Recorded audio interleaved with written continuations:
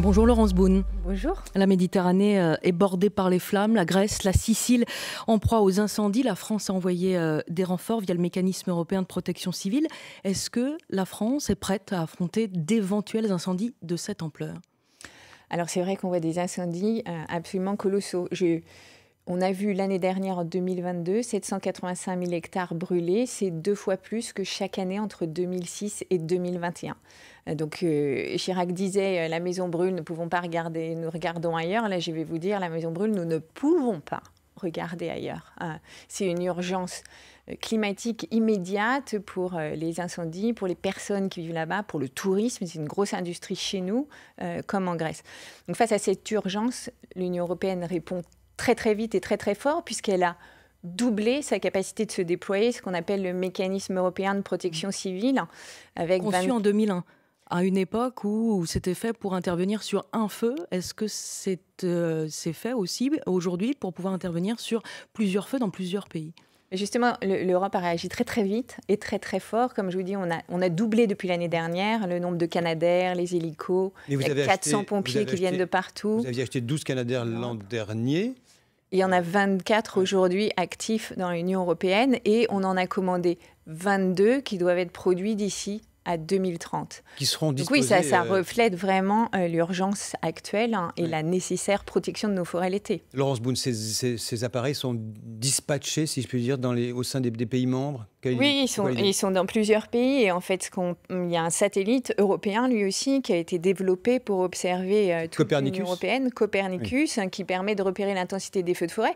Et je vais vous dire, Gérald Darmanin disait hier qu'on envoyait deux Canadair. On évalue en temps réel quels sont les risques les plus importants et là où il faut arriver en priorité. C'est ce qui s'est passé l'année dernière où l'Europe entière est venue en Gironde.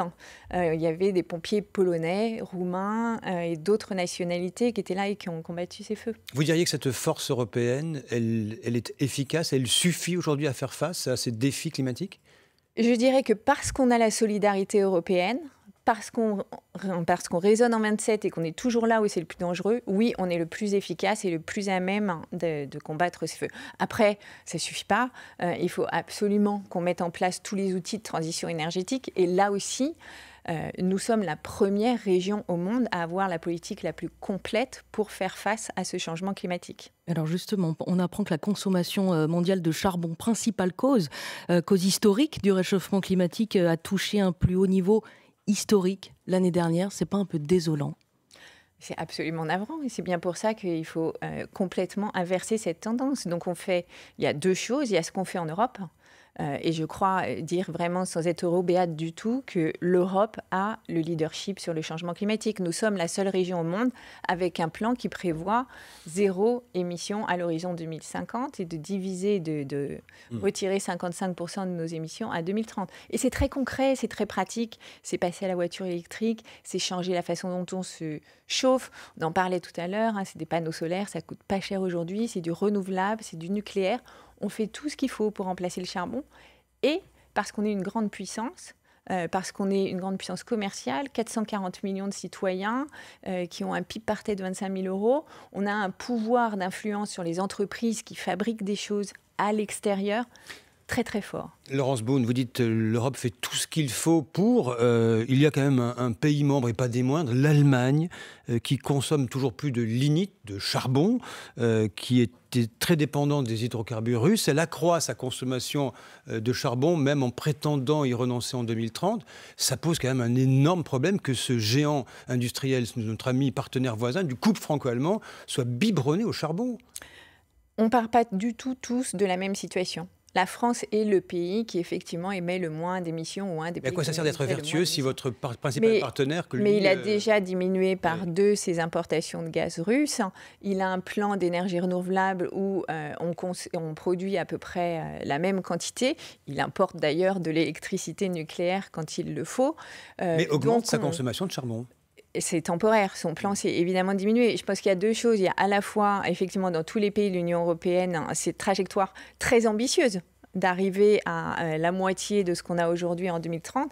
Et puis aussi, ce qu'on essaye de faire avec les autres, le sommet de financement international que le président de la République a tenu en juin, c'est pour aider les pays autres du Sud à décarboner aussi. Parce que je vais vous dire, quand on dépense 10 milliards pour décarboner en Europe, on peut décarboner beaucoup, beaucoup plus aussi à l'étranger. C'est pas un coup d'épée dans l'eau quand on sait que le G20, dont les ministres de l'énergie étaient réunis en Inde la semaine dernière, n'ont même pas réussi à s'entendre sur un calendrier pour réduire le recours aux énergies fossiles.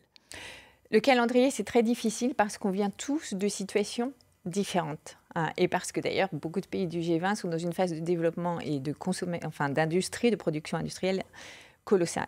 C'est bien pour ça qu'il fallait faire ce sommet en juin, qu'a tenu le président de la République, parce qu'ils ont besoin, beaucoup de pays du G20, qu'on les aide à décarboner. Et ça ira beaucoup plus vite en termes de réduction d'émissions chez eux. Donc on est tous dans cette histoire, dans la même galère, j'allais dire. Comment convainc l'Inde, comment convainc la Chine exactement de cette façon, en délivrant, en fournissant les financements dont on avait discuté à la COP21 en 2015. Et de toute façon, on n'a pas le choix, parce que la planète, elle a vécu des ères de glaciation et de réchauffement, mais l'espèce humaine, elle aura beaucoup de mal à faire ça. La Chine au charbon, les États-Unis avec le gaz de schiste, les deux plus grands pays, les deux puissances commerciales les plus importantes au monde sont elles aussi dépendantes de leur propre énergie fossile. Les propos vertueux, Laurence Boone, c'est bien, mais le principe de réalité, c'est que la dépendance aux énergies fossiles, c'est quand même quelque chose d'assez compliqué, hein. Mais oui, c'est compliqué. Bien sûr, c'est compliqué. C'est d'ailleurs pour ça que nous, on met un plan vert pour aider à la fois les entreprises et les ménages à décarboner. Pourquoi on parle de plan industrie verte? C'est parce que, d'une part, il faut qu'on arrête d'émettre des émissions et qu'il faut qu'on fasse ça en continuant de croître et en continuant de créer des emplois. Donc, on le fait au niveau européen. On le décline en France, ça va être 40 000 emplois. Et on a des aides qui, je crois, sont sans idéologie libérale, comme on a pu voir dans les années 90, qui vont permettre d'accélérer ces changements. Et il faut le faire. Laurence Boone, on va évoquer la crise au sein de la police, ainsi que les élections européennes, les futures élections européennes, après le fil info, puisqu'il est 8h40 et c'est avec vous, Sophie Echen. Il était déjà accusé de violences sexistes et sexuelles par 16 femmes. Gérard Depardieu est visé par les accusations d'une nouvelle femme. C'est une information France Inter. Sous couvert d'anonymat, elle décrit notamment des remarques déplacées, des mains baladeuses. Elle dit ne pas avoir parlé jusqu'à présent par crainte de représailles professionnelles, estimant l'acteur intouchable. Donald Trump visé par de nouveaux chefs d'inculpation dans l'affaire des documents confidentiels conservés après son départ de la Maison-Blanche. L'ancien président américain est cette fois soupçonné d'avoir voulu faire effacer les images de vidéosurveillance de sa résidence en Floride. Les autorités appellent à la plus grande prudence sur le littoral de la Nouvelle-Aquitaine en raison d'une alerte maximale au baïne, ces courants forts qui peuvent vous emmener au large. La baignade est fortement déconseillée dès aujourd'hui jusqu'à dimanche.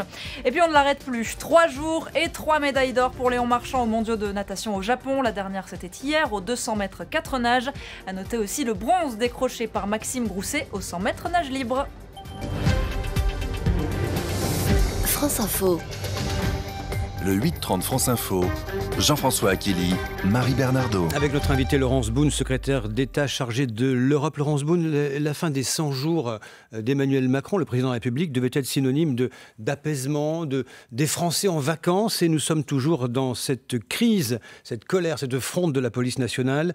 Je comprends l'émotion, la colère et la tristesse des policiers. C'était le message délivré hier par Gérald Darmanin de retour de Nouméa. Était-ce le bon message ? Écoutez, je crois que Gérald Darmanin a passé beaucoup de temps avec la police. Il les a reçus, il l'a dit. Il a exprimé les mots qui reconnaissent à la fois la difficulté du travail des forces de l'ordre et le fait que tous les citoyens sont sous le coup de la même loi. Je voudrais dire quelque chose ici, puisque vous rappelez que je suis chargée de l'Europe. Ce n'est pas un phénomène qui est exclusivement français.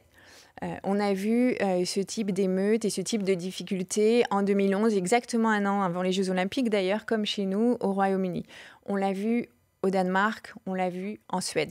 On s'est inspiré de leurs meilleures pratiques, on a rétabli l'ordre très rapidement et ensuite on reconstruit très vite, c'est exactement ce qui s'est passé, hein. Vous avez vu, le gouvernement a passé des lois pour ça, restaurer, reprendre la vie quotidienne, hein. Et le troisième temps, c'est effectivement réfléchir sur comment on fait plus structurellement, comme l'ont fait nos amis britanniques ou comme l'ont fait nos amis danois, en s'occupant des familles, en s'occupant des enfants, en s'occupant des écoles, de leurs perspectives. C'est un travail... Et en réformant l'IGPN aussi, puisque vous mentionnez donner des exemples européens. Il y a des contrôles de la police bien plus transparents. C'est pareil pour les forces de l'ordre. Il y a vraiment, chaque pays a ses spécificités. Moi, j'ai appelé mes homologues suédois, danois, britanniques. J'ai voulu comprendre ce qu'ils avaient fait. En Suède, je vais peut-être vous surprendre, mais en Suède, ils sont en train de mettre en place un système de forces de l'ordre qui s'inspire du système français.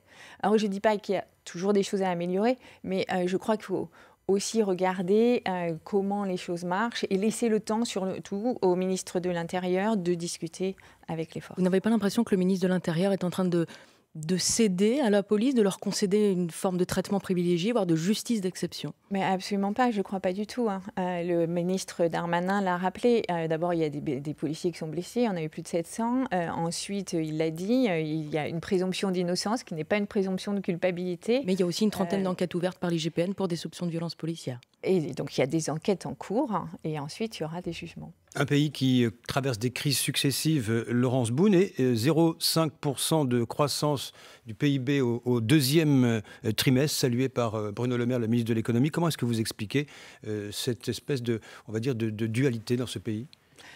Alors malheureusement, je crois que je ne sais plus qui a dit que l'économie ne faisait rarement était rarement perçue de la façon la meilleure au niveau individuel. C'est vrai qu'au niveau économique, la France s'en sort très bien. On peut lui dire, on a une des inflations les plus basses de la zone euro, on a atteint un taux de chômage, on ne le répète pas assez, 7%. On n'avait pas vu ça depuis 40 ans.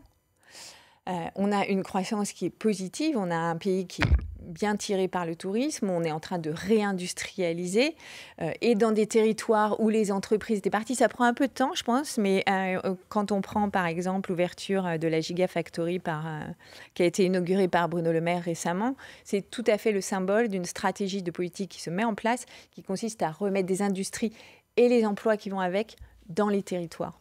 Laurence Boone, est-ce que vous serez tête de liste pour les élections européennes qui arrivent, dont la campagne démarrera vraisemblablement à la rentrée prochaine en septembre? Écoutez, je crois que c'est vraiment pas la question aujourd'hui. La question aujourd'hui qui m'importe et que je trouve extrêmement importante, c'est de parler de ce que fait l'Europe pour le quotidien des Français. Je pense que c'est difficile d'avoir en tête que le Parlement européen, il fait quoi? Le Parlement européen, il a voté le plan de relance, MaPrimeRénov', qui va servir à isoler la maison de chacun. 40% de l'argent vient de l'Europe. Le Parlement européen fait quoi? Le Parlement européen vote les sanctions contre la Russie. Il vote le soutien financier à l'Ukraine. Il vote le plan industrie verte que l'on peut décliner chez nous. Il vote, et je peux continuer comme ça, la politique agricole commune. Il vote le soutien aux pêcheurs. Il vote les fonds de cohésion pour Mayotte et les territoires d'outre-mer. Tout ça, ce sont vos députés européens qui le votent ou pas. Parce que le RN, LFI, par exemple, n'ont jamais voté les sanctions sur les droits de l'homme, contre les exactions sur les droits de l'homme de la Russie. Laurence Boone, l'Europe, c'est aussi pour l'opinion publique, en termes d'image, la tentative avortée de nomination de Fiona Scott Morton, l'américaine économiste, pour briguer ce poste de régulateur des géants de la tech. Comment vous expliquez de tels faux pas à Bruxelles? Écoutez, pour moi, c'est vraiment très simple. On a besoin de quelqu'un de compétent sur un domaine qui est celui de notre souveraineté. On connaît les cyberattaques, on connaît la place des entreprises américaines dans le numérique, on connaît aussi celle des entreprises asiatiques. Donc il y a une question de souveraineté qui est qu'on doit s'assurer qu'on va pouvoir défendre nos marchés numériques et notre leadership quand on en a dans le numérique. Ça, c'est la première chose. La deuxième chose, il y a des conflits d'intérêts. À l'époque actuelle, il n'est pas possible d'avoir des conflits d'intérêts. Donc il faut de la transparence sur pour qui une personne travaille, où elle va se déporter et combien de temps après son emploi. On fait ça en France, vous l'avez vu avec le ministre de la Santé, il faut le faire au niveau européen. La troisième chose, on nous accuse d'être protectionnistes. Est-ce que vous connaissez un non-américain ou un non-chinois d'ailleurs qui est à la tête soit de la banque Donc c'était une erreur, c'est ce que vous nous dites. Oui, c'était une erreur, absolument. Oui. Et c'est la fabrique, vous êtes d'accord, du désamour de l'Europe auprès des opinions publiques? Écoutez, c'est ce que j'ai expliqué aux commissaires concernés. On a eu le Qatargate qui parle des députés européens. Ensuite, on a un organe éthique qui n'était pas terrible. Franchement, ce n'est pas à la hauteur, par exemple, de ce qu'on fait ici. Ensuite, on a eu un directeur général de la Commission qui s'occupait aussi de gérer ses hôtels pendant qu'il était à la Commission. Et maintenant, on a ça. si on voulait faire monter l'extrême droite, on ne s'y prendrait pas autrement. Donc, il faut avoir des procédures rigoureuses et être clair sur les conflits d'intérêts, comme sur les postes qui sont importants pour nous, comme ceux qui sont importants pour nos voisins. Alors, il y a cette campagne qui démarre, Marie Bernardo. Vous évoquiez l'extrême droite. La chef du gouvernement italien est d'extrême droite. Ça va mieux avec elle? Vous avez eu... quelques mots. Il y a des sujets sur lesquels on a besoin d'être tous unis, et je vais prendre le premier d'entre eux que vous connaissez très bien, qui est l'Ukraine.